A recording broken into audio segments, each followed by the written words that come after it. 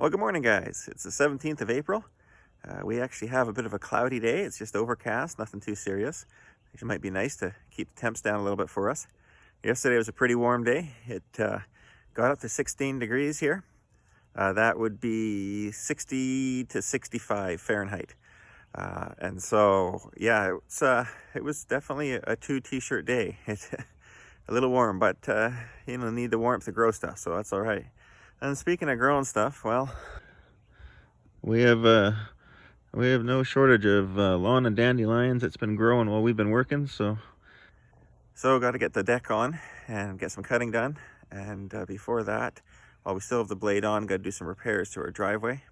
We got a soft spot in our driveway. It used to be an old pond. We have dumped a lot of material in it. I have dumped 15 yards of 6-inch minus in it before, and that firmed it up a lot, but it's not perfect.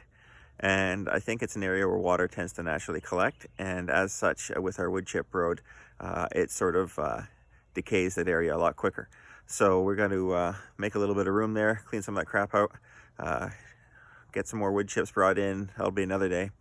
But then we'll get that done, and then we've got some maintenance to do on our tractor, and once that's done, we can at least be set up for lawn cutting. Don't know if it'll happen today or not. Got lots of other stuff to do. I need to get a bunch of seeds in, so maybe I'll work on that instead. But lots to do. No shortage of work. Alrighty, guys. Talk to you later. Get your ball.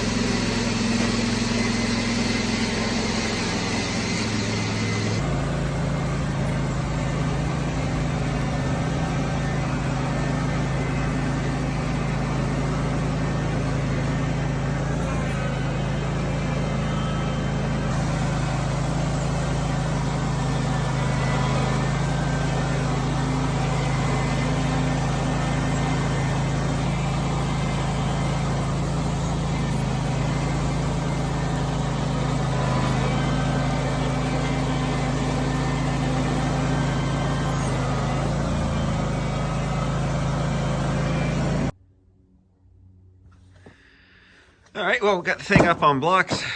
Got to do a little maintenance like we mentioned earlier.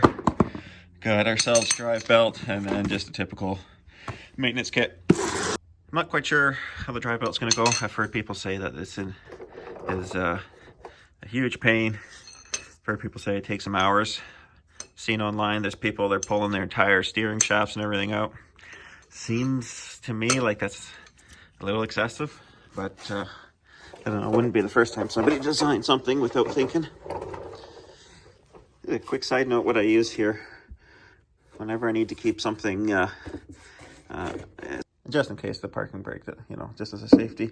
I think it's wheel chocks that I use, but they have grips on the backside too. And they work really well. When you pound them in, they work really well at holding it. So, free tip for the hour.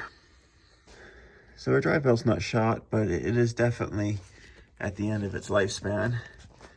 So if it's too terrible, then I'll just put it on the back burner for a few weeks. But I would like to get it done before I stick the deck on. You can see our top cords are okay. That's where all the strength really is at, but that's definitely showing it's done. So we have an interesting tensioning system here. I actually like it. A little bit stiff there, but this will swing over like that. This way, of course, put tension on. And so let's see.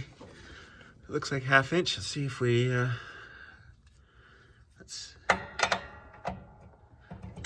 look at that. I am the master of the socket sizes. Not really master of much anything else, so I guess we all need one skill somewhere. All right, there you go. That's a nice, easy way to do that. We'll probably have to drop those two tensioners. This is what I see a lot of people removing.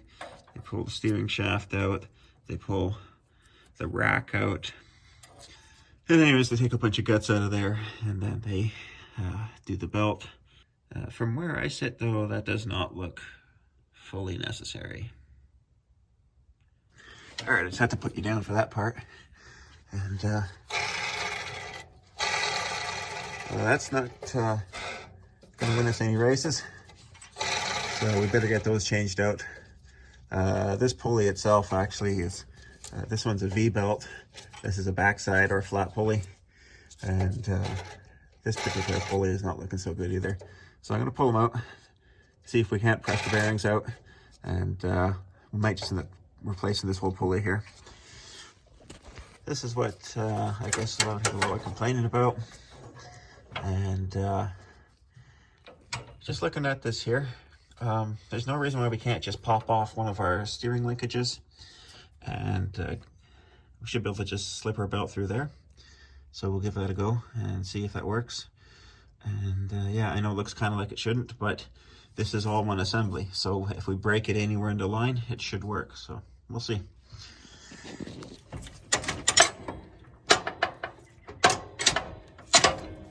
There we go. That should give us the clearance we need. If we can snake it all around this stuff now. I'm just gonna pull off our implement shaft. I don't know, there might be room that you could snake it through. I don't want to force it too hard because this clutch has got a cast aluminum housing here on it, and I'd be ashamed to crack that. Pull the cotter pin off the outside here.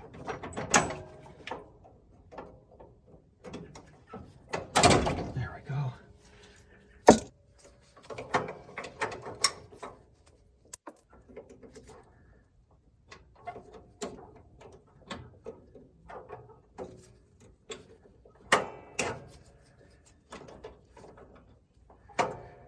I don't reuse my cotter pins usually, but I do like to keep them around just so that I know how many I have to make sure go back in so I don't miss one at the end of the day.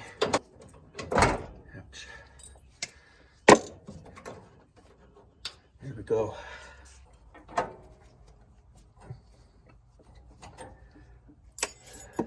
Fixed it. Oh, we may have bent our pin in there. There's always another way to skin a cat. There we go. Even when you're working on a gear. Yeah, I suspect that I've bent that. I put a little press on it, push it through, but we don't really need to at this moment. We'll just put on this clip that's in better shape here. There we go, that's what we were going for.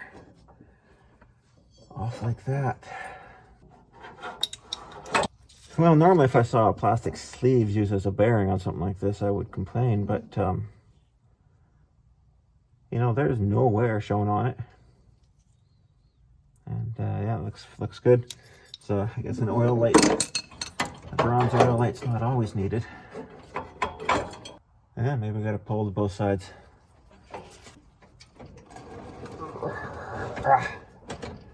One nice thing about working on little tractors. It's alright, we got an app for that.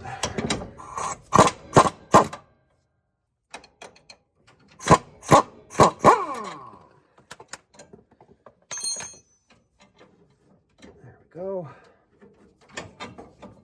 That off to the side there, look at that. Steering shaft and rack is completely in place. And I can back flex it, you can definitely see. Belt has seen better days. But, yeah, decent belt, still hanging on. Just check belt length, they did give us the right one. So thank you very much for that, Deere. So really, if you don't have to replace your idlers, this whole job should take you less than 15 minutes.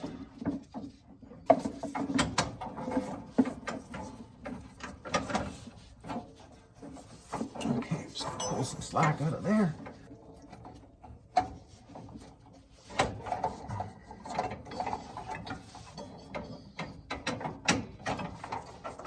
There we go.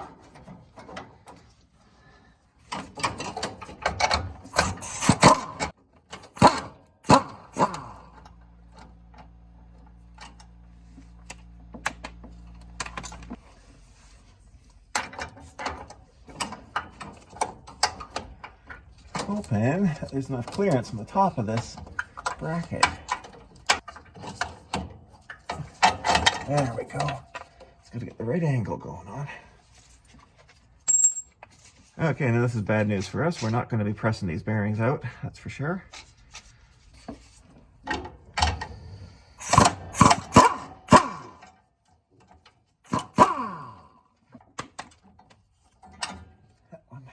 It's much easier. Well, the good news is they have one of each of these local. The bad news is I caught them just before closing, and it's Friday. So we're going to be waiting for a couple days. I do have the bearings that go in here. I keep a pretty good assortment in the shop here. They've actually formed a plastic retainer right around the outer edge of the bearing, and would have to destroy that in order to try to get the bearing out, and at that point this would no longer be reliable to put into service, so we'll just have to wait. All right, John Deere had our pieces in stock. We have a flat pulley, which is for the back of the belt, and our V-groove, which is our tensioner. You can see how much this has been worn away. There's really not that much left of this pulley. So I'm glad that we ended up replacing it. Because if we didn't replace it, you know, another season or two, dead deer. Alive deer. Dead deer. Alive deer. Very dead deer. Means we need our flat guy in the back.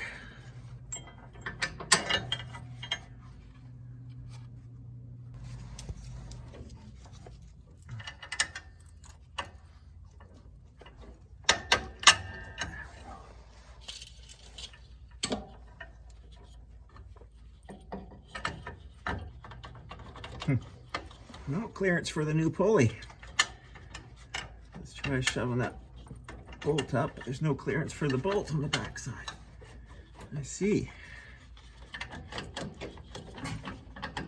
Thanks, dear.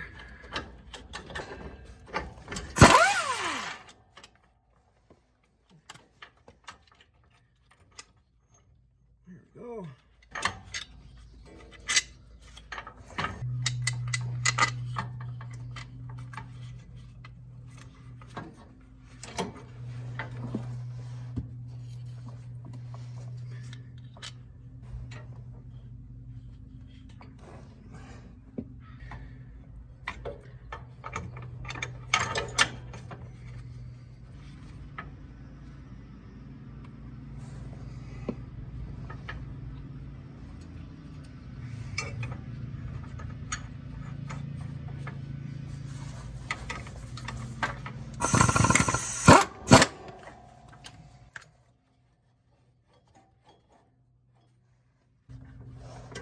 We'll get to you, spring.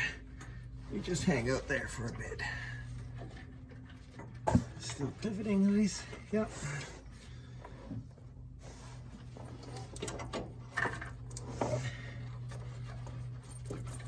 Now the fun part, the spring. This is where regular sized equipment is so much nicer, because there's not so much packed into such a little tiny space.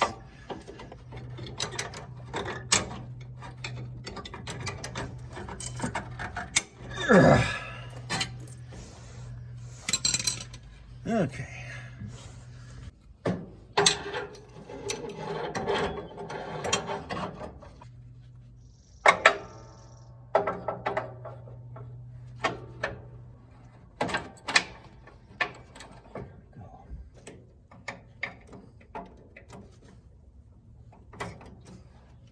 Little trick, find that this stuff's loosening up on you. Add red Loctite to the nuts, but not the threads where the buckles themselves screw onto.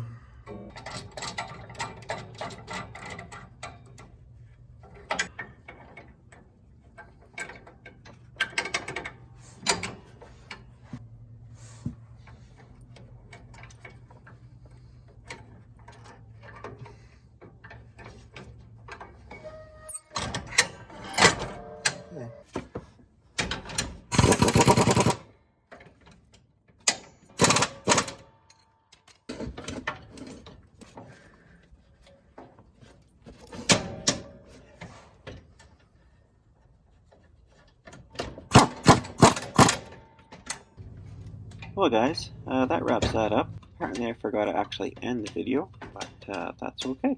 Next we're going to be making some fence posts, 12-foot long, 8-inch diameter out of cedar. So stay tuned for that over the next few days, and as always, get dirty, get happy, have a great day.